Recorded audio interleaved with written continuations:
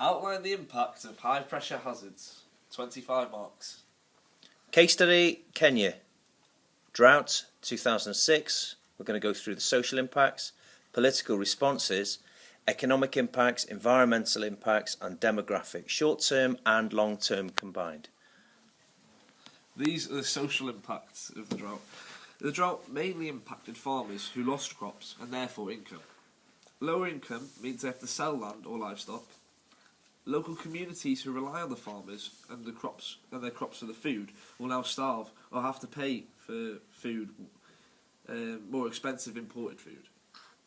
This led to a lot of stress on people, and anxiety, depression and general unhappiness in Kenya increased by 15%. Due to this, many people felt that the only way to survive this drought was to migrate to other countries, like neighbouring countries.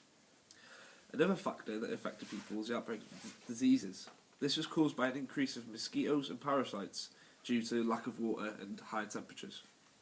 Malaria is also already a problem in Africa, but the drought worsened it. Also, due to low water levels in reservoirs, many chemicals in the water will increase in concentration and therefore lead to chemical poisoning in those that drink the remaining water. There were a variety of political responses to reduce the impact of the drought. The Kenyan government were able to spend $85 million after declaring it a national disaster. This was used to import water, such as clean water, which was unavailable in the country. There was also food banks set up from the UK that was sent over. There was a 5.3 million pledge from the UK that was sent, and charities such as UNICEF donated $13 million. The UN donated itself $2 billion from its collective countries.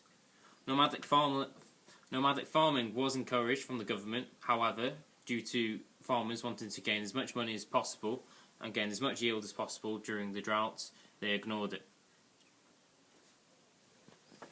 Economically, the income of the locals was impacted, and farmers lost a lot of profit. The GDP of the country lowered by 5% during the drought. This was caused mainly by loss of crops by farmers. Unfortunately, livestock was also lost due to the lack of water for humans and animals. Cargo that is transported via rivers in Kenya was slowed due to the low water flow. This means local communities must pay for their goods to be transported in other ways.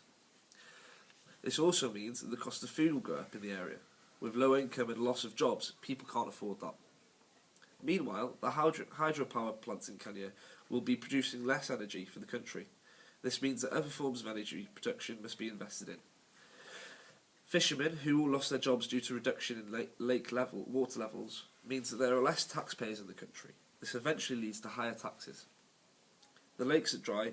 Yeah, this is environmental now. On to Owen. Environmental. Water quality and quantity decreased within the country, so the ability to water plants and crops became difficult. Another impact was large towns in northern Kenya were reliant on hydropower. This created clean energy from the flow of rivers, but due to the evaporation of rivers, this caused the lack of energy from hydropower. This caused towns and other places within northern Kenya to use coal power station. This then released CO2 into the atmosphere and then increased the globe's temperature, making droughts within the future even hotter. However, the use of coal power energy did create jobs. Now we'll move on to the demographic. We'll go from me to Owen to me to Owen. So, some demographic effects of the Kenyan drought was that 60,000 people were killed directly and indirectly by the drought. The migration of people from rural to urban areas caused a brain drain within the country.